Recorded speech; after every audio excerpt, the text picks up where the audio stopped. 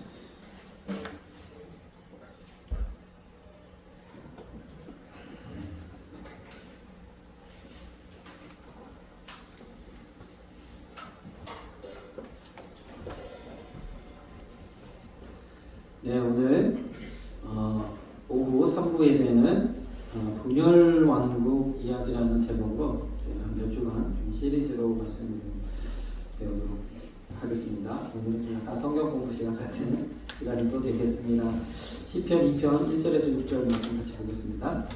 어찌하여 열방이 분노하며 민족들이 역사를 경영하고 세상에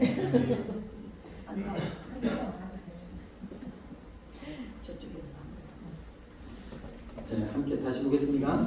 어찌하여 열방이 분노하며 민족들이 역사를 경영하고 세상의 문왕들이 나서며 강함들이 서로 괴하여 여호와와 그 기름 가진 자를 대적하며 우리가 그의 것을 듣고 그 결박을 벗어버리자 하였다. 하늘에 계신 자가 웃으시며 주께서 저희를 비웃으시리로다. 그때 눈을 바라며 진노하사 저희를 놀래어 이루시기를 내가 나의 왕을 내 거룩한 산 시온에 세웠다 하시리로다. 아멘. 우리가 지금 성경 통독도 이 분열 왕국 이야기가 기록되어 있는 열왕기상하, 역대상하를 지나가고 있습니다. 지금 아마 열왕기 하 후반부까지 우리가 했는데 참 이 성경 통독을 해보신 분은 아시겠지만 복잡해요. 저도 좀 가물가물해서 정리를 해야 될 필요가 있을 것 같아서 갑자기 감정 주셔가지고 제가 열왕기 상하에 대한 이야기를 여러분과 같이 좀 나누기를 소망합니다. 그래서 이야기 뭐 왕들의 이름 또 뭐 왕들의 연대 이게 중요하지 않아요. 이거 중요하지 않고 그 가운데 하나님 말씀하시는 그 의미가 무엇인지 우리 같이 상고해보는 시간 되기를 소망합니다. 네. 일단은 열왕기 상하는 역사서죠. 역사가 아주 고스란히 무슨 뭐 조선왕조 실록 이런 거 보듯이 역사의 기록이 쭉 차근차근 기록되어져 있어요. 특히나 열왕기 상하는 더욱더 이제 역사에 중점적으로 기록되어져 있는데 중요한 거는 성경은 역사가 아니라는 거예요. 성경은 하나님의 말씀이지 네. 역사가 아니라는 거죠. 근데 이스라엘 백성의 역사를 통해서 하나님 말씀을 기록해 놓으신 거예요. 왜냐면 그만큼 역사라는 것은 변할 수 없거든요. 쉽게 바뀌어지지 않는 거예요. 그래서 역사를 통해서 하나님 기록하셨고 역사라는 방식으로 하나님 말씀하셨거든요. 그래서 우리는 이것이 그냥 흔히 말하는 그런 역사의 이야기, 그래서 우리가 참고할 만한 그런 말씀이 아니라 이 말씀을 통해서 오늘날 내게 하나님이 주실 말씀이 있다는 것을 우리가 기억하시고 눈을 열어서 이 열왕기 상하, 역대 상하를 보시기를 바랍니다. 쭉 오다 보면 이제 성경 통독을 하다 보면 첫 번째 시험이 이제 율법이 기록된 출애굽기 후반부터 출애굽기 전반부까지는 아주 재밌거든요. 이야기가 싹 진행되면서 출애굽 사건까지 딱 하는데 이제 성막 지어지면서부터 최대 고비가 일어나면서 레위기 딱 들어가면 아 이게 나하고 무슨 상관이 있어 그래가지고 성경을 넣게 되고 이것을 또 잘 넘기면 그러면 그래 성경을 통독하자고 그냥 무슨 뜻인지 잘 모르지만 일단 페이지만 넘기는 거예요. 막 페이지를 넘겨서 또 이제 사사기 나오고 사무엘사나 나오고 그러면 또 재밌습니다. 또 역사 이야기 쫙 진행되니까 잘 넘어가다가 이제 열왕기 상하 솔로몬 이야기 딱 마치면서 또 이게 뭐 복잡해지고 그래서 또 거기서 한 번 더 초점을 잃어버리게 되는 그런 경향이 있는데 이 열왕기 상하는요 하나님이 말씀하셨다. 그런데 이 열왕기 상하는 설교된 역사다. 이것은 무슨 얘기냐? 여기에 기록된 말씀을 우리 강단을 통해서 또는 내가 묵상하는 가운데 또는 다른 여러 사람들을 통해서 이 말씀을 전해 들을 때에 이 말씀을 통해서 하나님의 말씀이 증거될 때에 이것이 의미가 있는 그런 말씀이라는 거예요. 오늘 이 열왕기 상하는요 우리에게 기록된 하나님의 말씀인데 오늘 주의 종의 입술을 통해서 우리에게 들려주시는 또는 성령의 음성을 통해서 들려주시는 그러한 역사인 줄 믿습니다. 그래서 세 개로 구분해 볼 수 있는데 이제 열왕기 상, 열왕기 하 여기 보면 그 말씀을 세 가지로 구분해 볼 수 있는데 솔로몬의 이야기 그리고 분열왕국의 이 남북의 이야기 남왕국 남쪽 갔다가 북쪽 갔다가 남쪽 갔다가 북쪽 갔다가 왔다 갔다 하는 이 분열왕국의 이야기 그리고 결국에는 이제 북쪽 이스라엘은 멸망하고 남쪽 유다만 남아서 결국 어쩔 수 없이 남쪽 이야기만 진행되는 단독 역사 이야기 이렇게 구분이 되어질 수 있습니다. 그런데 이 두 번째 있는 분열왕국의 동반 역사가 제일 길지요. 12장부터 열왕기 상하 24장까지 있는 데다가 또 열왕기하 17장까지 가장 많은 부분을 차지하고 있어서 이 부분은 또 여러 가지로 5가지로 좀 나누어 볼 수 있다고 합니다. 있습니다. 이렇게 구분을 할 수 있어요. 이제 분열 왕국의 시작, 왕국의 분열의 시작을 이야기하고 그 다음에 여러 이제 남쪽 유다의 왕들과 북쪽 이스라엘의 왕들의 이야기가 쭉 기록이 되고 그 가운데에 오므리 왕족, 이제 오므리로부터 시작돼서 가장 그 중심에 있는 아합 들어보셨죠? 네. 아합과 이세벨 여기가 가장 또 중점적으로 하나님 그 시간대에 머무르셔서 말씀을 하십니다. 그리고 나서 다시 또 계속되는 이제 유다 왕들, 이스라엘 왕들이 또 기록되어져 있고 마지막에 이스라엘의 멸망 이야기가 이제 북이스라엘의 멸망, 아수르에 의해서 우리가 흔히 알고 있는 아시리아에 의해서 멸망되어지는 그 과정들이 기록이 되어져 있습니다. 그래서 이 열왕기 상하의 역사를 이제 그 족보를 통해서 우리가 좀 따져보면 이 솔로몬 이후에 여로보암과 르호보암으로 나누어지잖아요. 이름도 좀 비슷해. 여로보암이고 르호보암이고. 그래서 여로보암은 어디? 북쪽. 르호보암은 남쪽. 이렇게 둘로 나눠져서 이제 역사가 진행되기 시작해. 우리나라가 남북으로 갈라지는 것처럼 참 어찌 그렇게 비슷한지. 이스라엘도 참 통일 왕국 120년을 마치고 사울 30년 다윗 40년, 다윗 40년, 솔로몬 40년 아주 공평하게 40년씩 세 번을 지내고 이제 통일 왕국을 마무리하고 분열 시대로 들어가는 거죠. 분열 왕국 시대로. 그래서 이 가계도의 역시도 중심에 아합과 이세벨이 있습니다. 아합과 이세벨과 함께하는 사람들은 망하는 거예요. 결과적으로. 근데 여기를 보면 북왕국은 이렇게 진행이 되어집니다. 북왕국은. 여기서 보면 빨간 화살표로 옆으로 진행되는 화살은 구테타가 일어난 거예요. 그래서 이전의 왕을 칼로 죽이고 그 다음에 새로운 왕이 등극하는, 다시 새로운 왕조가 열리는. 그런데 북쪽은 뭐 왕조라고 할 수 없는, 왕의 그 기간이 너무 짧으니까 왕조라고 여길 수 없는데, 특별히 왕조라 여길 수 있는 게 오므리 왕조하고 예후 왕조 두 가지가 있죠. 여기는 하나님께서 성경에 이렇게 있는데, 예후를 통해서는 하나님께서 4대를 약속해 주셨어요. 4대만큼은 내가 보장해 주시겠다. 그래서 정말 그 말씀대로 4대가 딱 보장이 되고 거기서 끝이 됐죠. 오므리 왕조 때는 아합과 이세벨, 여기 이 대가 끝남과 동시에 이제 그 왕조의 시대가 마무리되게 되는데, 굉장하게 하나님께서 벌을 내리시고, 그리고 이세벨의 시체는 개들이 그 시체를 먹고 그렇게 되어져 아주 비참한 최후를 맞이하는 이야기들이 쭉 기록이 되어져 있습니다. 그러면 남유다의 왕조는 어떻게 되어지느냐? 이렇게 보면 아주 아름답게 일직선으로 쭉 내려가는 거예요. 예수 그리스도가 오시기까지 다윗을 하나님께 기뻐하셔서 다윗으로부터 이어지는 이 왕조를 하나님 끝까지 지키신 것. 중간중간에 하나님의 마음을 아프게 하는 왕조, 바로 르호보암부터 시작해가지고 하나님을 아프게 하는 왕들이 계속해서 나타나지만, 그래도 북이스라엘보다는 좀 더 하나님을 기뻐하시는 왕들이 중간중간에 나타날 뿐만 아니라, 하나님이 또 가장 기뻐했던 히스기야와 요시야 왕이 또 유다에서 나오게 되고요. 그리고 결국에는 이 유다라는 나라만 존재해서 그곳에서 예수 그리스도께서 오시는, 성경에 기록한 말씀대로 예언대로 예수님이 오시는 그러한 은혜를 이루고, 다윗을 통해서 그 모든 뜻을 다 이루려 하신 그 뜻을 하나님 이루어 가시는 거죠. 그래서 이 이야기가 역사에 기록되어져 있습니다. 그래서 이 이야기는요, 이 열왕기상하, 역대상하의 이 이야기는 세상 역사, 우리 보통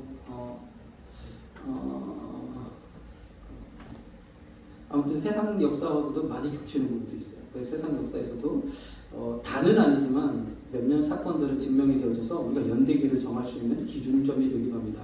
솔로몬 이전은 세상 역사에 찾아보기 힘들어요. 최근에 뭐 다윗에 대한 증거가 발견됐다, 이런 이제 이야기가 있는데, 그래서 이러한 이 역사성은 유대인들이 아주 열심히 지금 자기의 그런 그 역사이기 때문에, 성경의 내용이 결국 자신들의 역사이기 때문에 아주 열심히 이것을 연구하고 증명을 하고 있죠. 그래서 많은 이제 고고학적 자료들과 이런 것들이 이제 일어나서 점점 밝혀지고는 있지만, 열왕기서의 이 이야기들은, 솔로몬 이후의 이야기들은 세상 역사에서도 많은 부분 찾아볼 수 있는 부분들이 있다. 참고적으로 알고 계시고, 여기서 보는 것처럼 중심에 아합과 이세벨, 얼마나 하나님의 이 두 사람들을 미워하심을 넘어서 증오하셨는지 알 수 있다는 거예요. 이 르호보암을 통해서 쭉 이루어지는 남왕국의 이야기들을 보면, 여호사밧도 종종 우리가 들어봤죠. 여호사밧의 아들. 근데 여호사밧 때에 남북이 서로 이 아합 때에, 참 아합이 정치적으로도 좀 수완이 좋은 사람인 것 같아요. 남북이 서로 화합을 해서 이 결혼을, 이제 자식들을 결혼시키는 이 일까지 있는 거예요. 그럼 얼마나 멋있습니까? 통일 분위기가 일어나는 거죠. 무르익고 서로 이 전쟁에 임할 때도 같이 전쟁에 임하고, 그랬다가 여호사밧도 굉장히 큰 곤욕을 치르고 하나님께서 나가지 말라고 분명히 말씀하셨는데, 이 아합과 함께 전쟁에 참여했다가 아주 큰 곤욕을 치르고 그렇게 되어지죠. 그러다가 결국에는 이 예후를 통해서 아합 그 왕조를 멸하실 때에 이 여호사밧의 아들 여호람이 이제 이세벨의 딸 아달랴와 결혼한 상태이고, 그 사이에서 아하시아가 태어났을 때 이 아하시아가 북으로 넘어가서 북에 있는 이제 그 요람 왕을 이렇게 문안하고 이렇게 찾아보고, 그가 왜냐하면 전장에서 상처를 입어가지고 굉장히 중한 상태에 있을 때에 찾아갔다가 예후한테 다 죽어요. 요람도 죽지만 아하시아도 죽어요. 그래서 위기죠. 하나님께서 다윗을 통해서 그 역사를 계속적으로 붙드시고 있는 이 과정에 이 아하시아가 죽음을 당하고, 그리고 그러면서 아달랴가 욕심이 확 생겨가지고 내가 통치를 해야겠다. 그래서 최초의 이 여왕 시대를 조금 열기 시작해요. 아달랴가 여호람의 왕비이고 아하시아의 어머니죠. 이 어머니가 왕자들을 다 죽여. 얼마나 악독한지. 자기 낳은 이들인지 아니면 배다른 이들인지 모르지만 왕자들 다 죽이고 자기가 왕이 되고자 합니다. 짧은 기간이지만 그렇게 있다가 결국 근데 하나님께서 그 가운데 한 명 요아스를 살리셔가지고 그가 결국에는 이제 아달랴가 이제 죽임을 당하고 그 모든 것들이 이제 막을 내리고 요아스가 다시 왕위에 올라서 간신히 그 왕조가 이어지는 것이죠. 하나님께서 그 참 위기였죠. 그때에 하나님의 사람들이 그 당시 없었다면 그 요아스를 숨기는 그 유모가 없었고 그때 함께 했던 제사장들이 없었다면 대가 끊어지는, 그래서 하나님의 그런 역사가 이게 성취되지 못하는 안타까움이 있을 것 같습니다. 그러나 하나님의 사람들을 적세적소에 하나님 사용하셔서 그 일을 이루어 가셨는 줄 믿습니다. 그래서 이게 한 사람 통해서 하나님 약속하신, 그래서 다윗의 언약을 역대 상하에서는 또 뭐라고 이야기하냐면 소금 언약이라고 해요. 소금 언약. 변하지 않는 약속이에요. 하나님께서 다윗을 통해서 새롭게 약속하신 이 약속은 소금 언약으로서 변할 수 없는, 변치 않는 하나님의 약속인 것을 분명하게 보여주고 있는 줄 믿습니다. 오늘도 우리가 이러한 소금 언약의 주인공이 여러분들이 되시길 간절히 소망합니다. 여러분들의 삶을 통해서 또 그 자녀들을 통해서 또 내 주변의 모든 사람들을 통해서 하나님이 놀라운 은혜를 베푸신다는 거예요.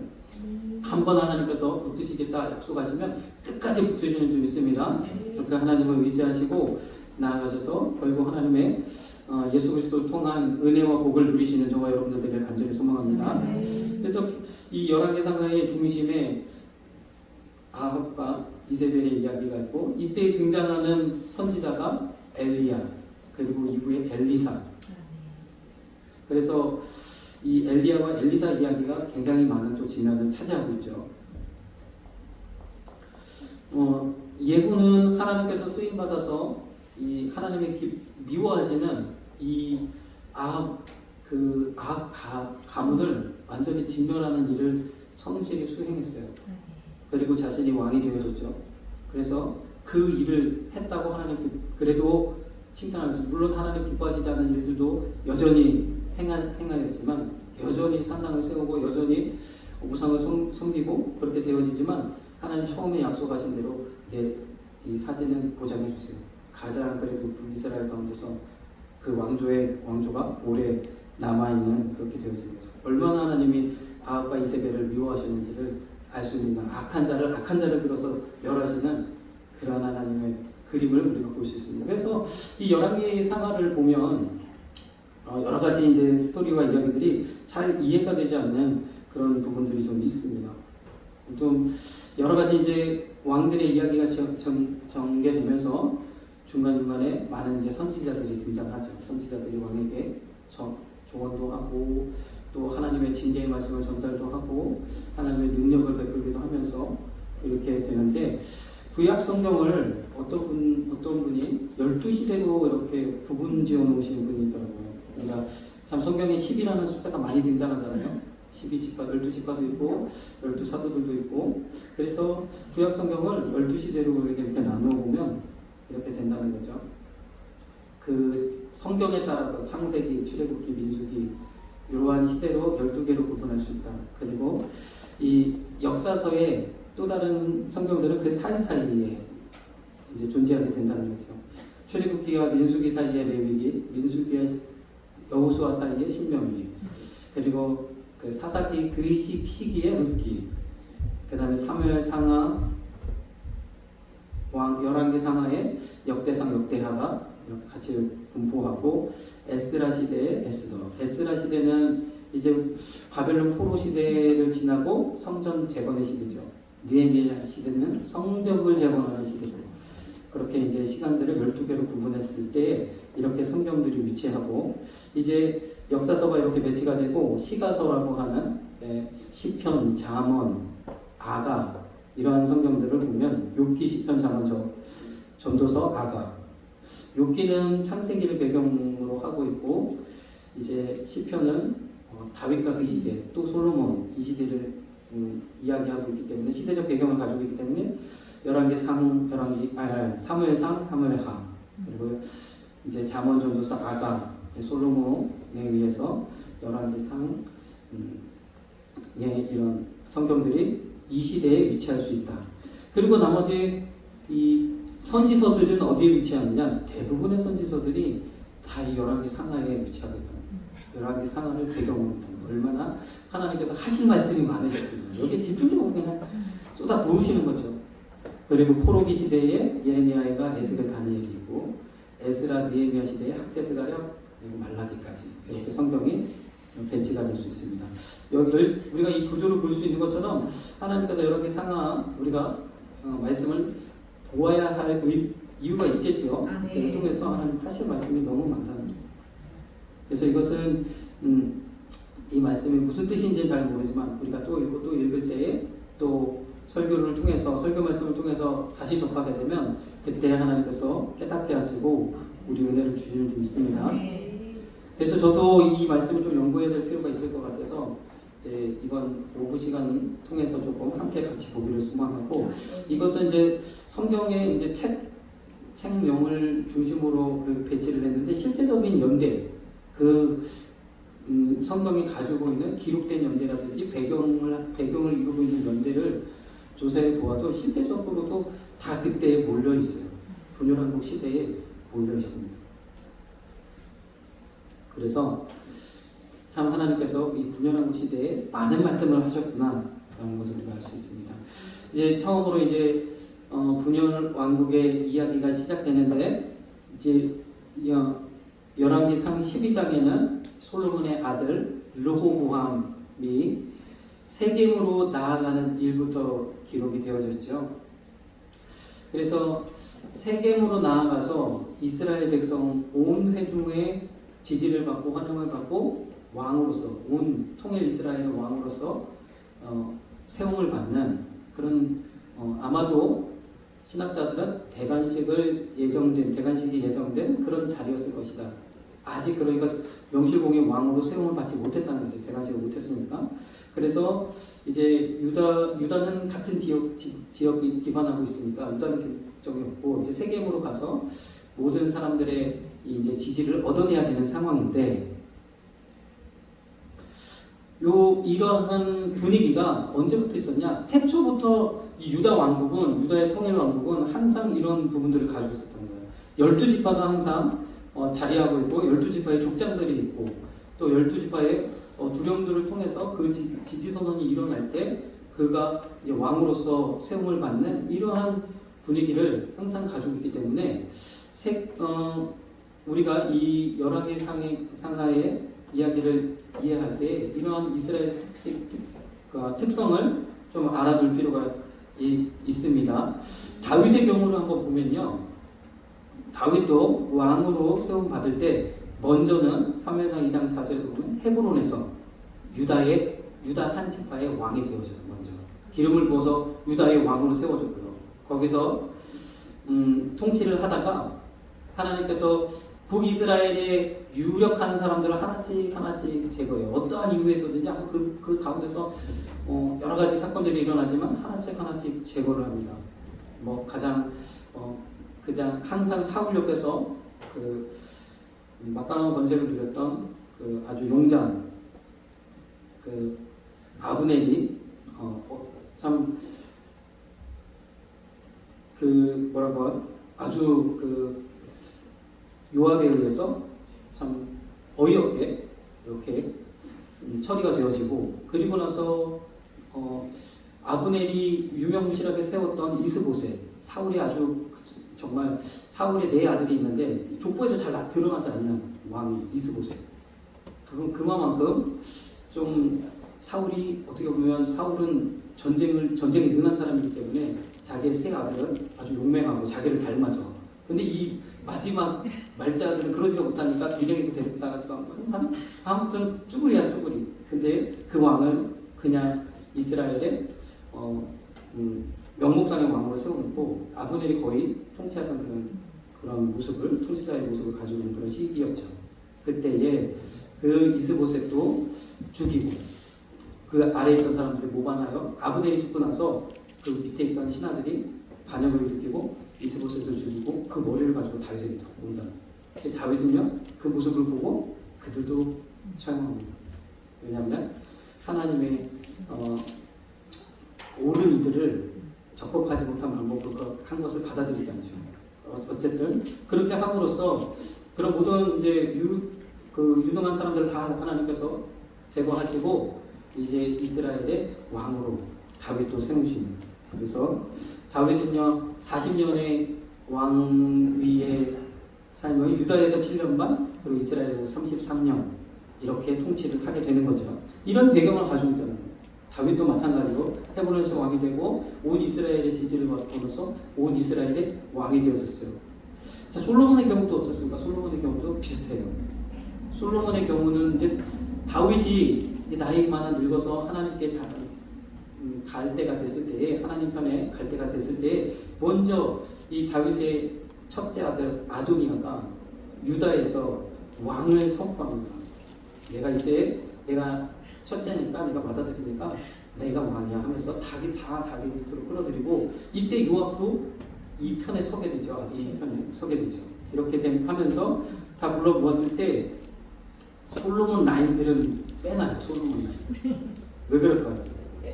왕이 솔로몬을 왕으로 세우고자 하는 그것을 가지고 있기 때문에 이 솔로몬 라인들은 그 이후로 가면 다 처형될 수밖에 없는, 그래서 죽을 수밖에 없는 처지에 있는 거죠. 그래가지고 난리가 났습니다. 그래서 바세바에게 선지자 나단이 지금 아도니아가 왕을 선포했습니다. 어떻게 하십니까? 바세바가 이제 거의 이제 하나님 앞에 갈 기력이 없어서 누워 계시는 다윗 왕 앞에 가가지고 막 눈물로 호소하는 거예요. 이거 어떻게 된 일입니까? 그때에 다윗이 솔로몬의 손을 들어줍니다.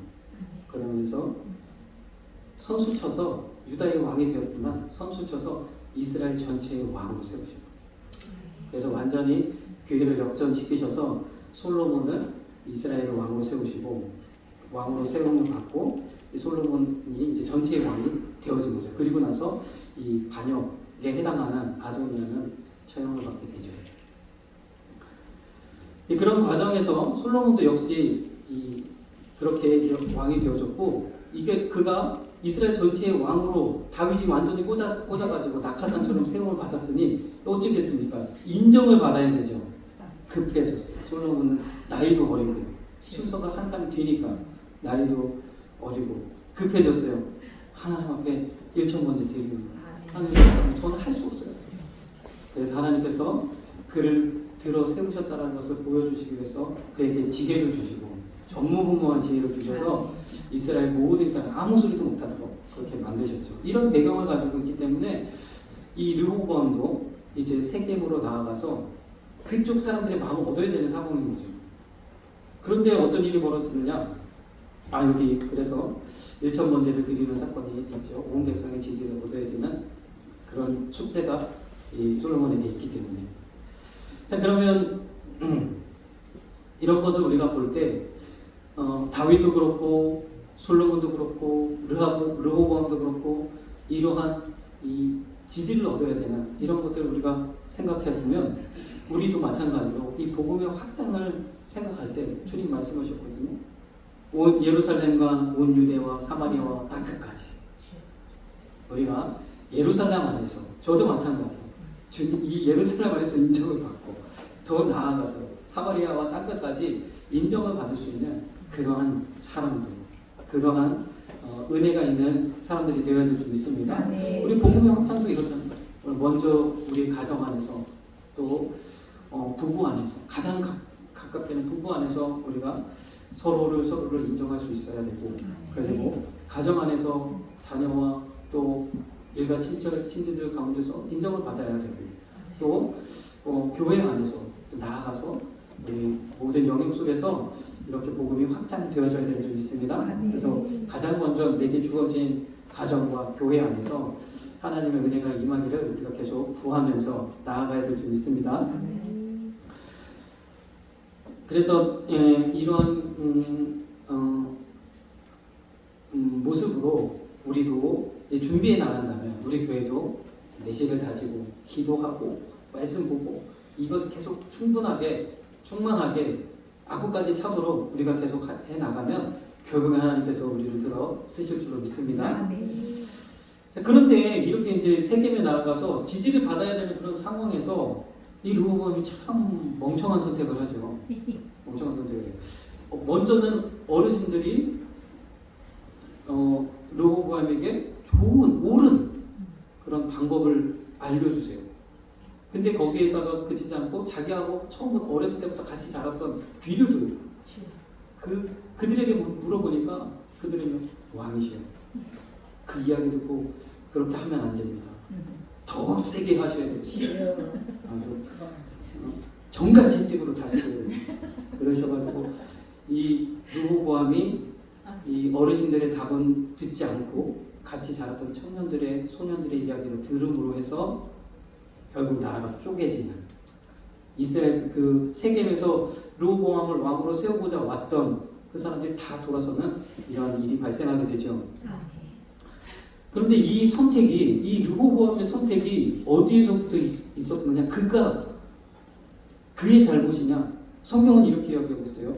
이 일은 여호와께로 말하는 것이다.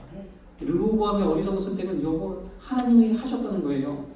르호보암을 이렇게 어리석게 만드시는 것은 하나님이 하셨다는 거죠. 이것은 참 우리에게 주시는 아주 놀라운 말씀인데 그래서 이것이 왜 하나님이 하셨냐? 하나님이요 솔로몬에게 실망하셔가지고 솔로몬에게 이렇게 징계를 내리셨거든요. 자, 솔로몬이라는 사람 참 재밌어요. 다윗과 르호보암 사이에 껴 있어요. 그런데 다윗을 보고는 솔로몬 때는 안 이루어 주셨는데 그 아들 때 이루어 그 징계를 행하셨다는 거예요.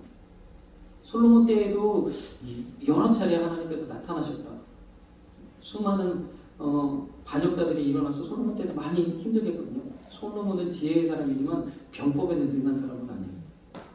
그는 모든 전략적인 관계들을 통해서 주변 나라들과 평화를 유지했지만 싸움이나 전술에는 그렇게 유능한 사람, 참 그를 어렵게 했던 많은 사람들이 있습니다.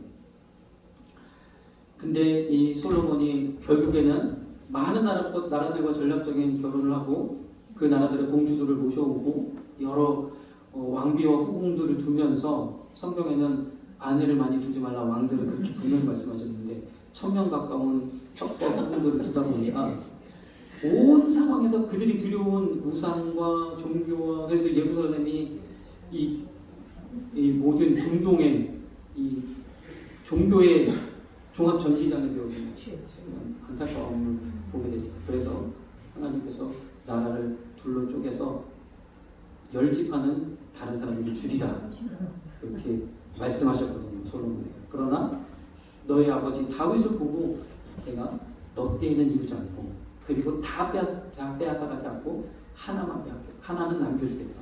유다는 남겨주겠다. 이렇게 말씀하셨죠. 그래서 미우나 고우나 하나님 유다 하나 붙잡고 끝까지 가시는 거예요. 얼마나 참 안타깝습니다. 이스라엘 전체를 가지고도 이스라엘도 그렇게 큰 나라는 아닌데 그 중에서 12분의 1 유다 하나를 가지고 끝까지 하나님 가시는 거죠. 결국에는 이제 세겜에서 지지받는 것이 이제 불발되면서 그대로 그냥 유다 성읍으로 도망치듯 와서 그곳에서 유다의 왕이 되고 이제 북쪽에서는 그 모든 이 소요를 동료를 일으켰던 여로보암이 이전부터 솔로몬 때부터 그가 일을 갈다가 이제 솔로몬 죽은 이후에 그 자리에 와서 결국에는 이스라엘의 왕이 되어졌어요. 근데 이 여로보암이 이스라엘의 10지파의 이제 왕으로서 딱 등극하고 나서 가장 큰 고민이 무엇이냐? 이 중앙의 예루살렘 성전에 예배를 드려야 되는데 이스라엘 사람이라면 누구나 1년 3차 예루살렘으로 내려가서 예배를 드려야 되는데 골치 아프게 됐어요.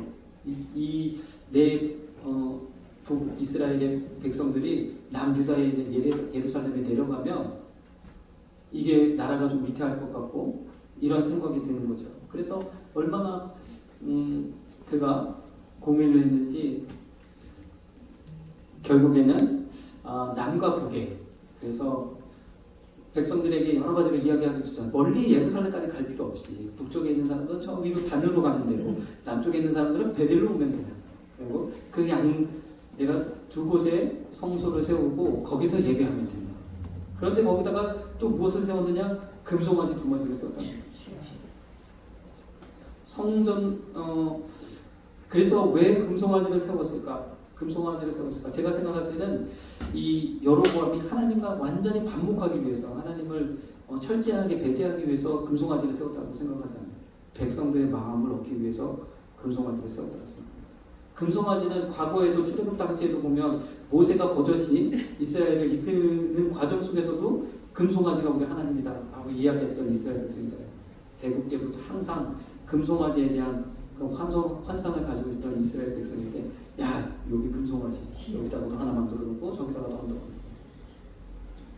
그런데요 이게 북이스라엘의 파멸의 시작이라 북이스라엘의 모든 왕들은 여로보암의 길로 이것을 해결한 사람이 아무도 없었어요. 하나님의 뜻을조차 거룩함으로 이스라엘을 다스리지 못한 거지만 이 단과 베델에 세우는 이 금송아지를 해결하지 못했어요. 이 일이 죄가 되어서 백성들로 하여금 다 하나님을 떠나게 했던 우상을 섬기게 했던 이 여로보암의 죄는 하나님은 정말 사하실 수 없는 그러나 큰 죄악이 되지요. 그래서 이 이야기가 예수님 당시에도 이루어지는 것을 우리가 볼 수 있죠. 사마리아 여인 우리 이야기 잘 알지만 예수님께서 사마리아를 수가성을 지나갈 때에 거기서 사마리아 여인 하나 만나서 물을 달라 할 때 그 대화 속에서 예수님이 자기가 남편이 5명이 있는 것을 예수님이 알고 계시는 그러니까 예수님이 선지자고 그래서 지금까지 항상 궁금했던 예배에 대한 부분 어디서 예배하면 좋습니까? 우리 조상들은 여기서 베델에서 예배하기를 원하는데 당신네 유대인들은 예루살렘에서 꼭 예배해야 된다고 합니다. 어디서 예배하는 게 맞습니까? 근데 주님이 이야기하시죠. 여기서도 말고 저기서도 말고 참으로 예배할 때가 온다라고. 그래서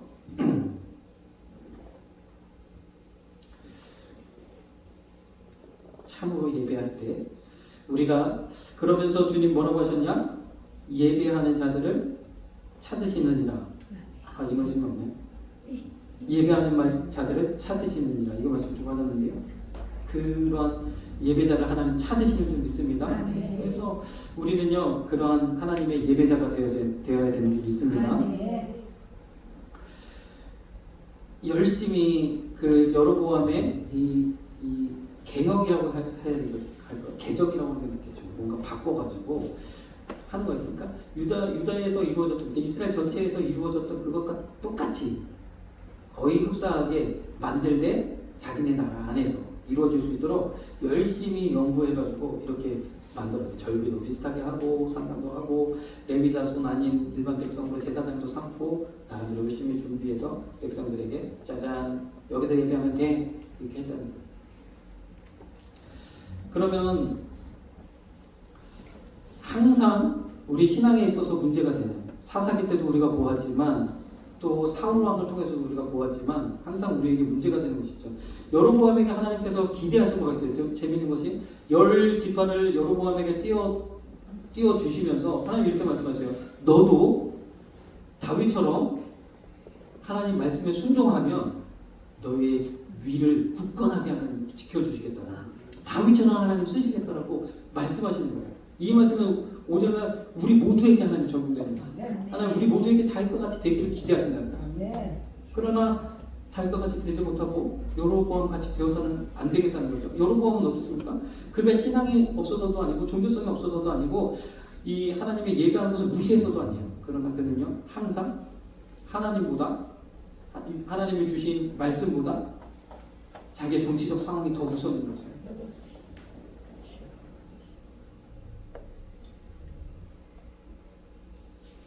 하나님의 말씀에 순종하길 원하시는 것. 이 말씀 여기 있네. 이는 구원이 유대인에게서 남이라. 자기에게 예배하는 자들을 찾으신다. 그래서 북이스라엘을 통해서가 아니라 남유다를 통해서 하나님 구원의 역사를 이루시는 그 은혜를 말씀하고 계십니다. 그래서 참 이 여로보암을 통해서 하나님께서 동일하게 다윗과 같은 그런 복을 내리시겠노라고 약속하셨던 것처럼 우리 가운데서도 하나님 그 약속을 하시고 계시고 우리 삶 속에서도 하나님 그러한 일들을 기대하고 있는 줄 믿습니다. 우리도 정말 우리의 어떤 상황이 먼저 앞서는 것이 아니라 하나님의 예배함이 먼저 앞서는, 하나님의 말씀에 순종함이 먼저 앞서는 저와 여러분들이 되어야 될 줄 믿습니다. 그럼 다윗처럼 우리를 지켜주시는 끝까지 천대까지 베푸시는 은혜 가운데 우리가 있게 되고, 그렇지 않으면 결국에는 여로보암이나 그 많은 이스라엘의 왕들처럼 결국에는 하나님의 뜻을 다 이루지 못하고 하나님의 진노 가운데 거하게 되는 줄 믿습니다. 오늘은 여기까지. 이후에 더 이야기들이 있는데 기도하겠습니다. 사랑해 주님 감사합니다.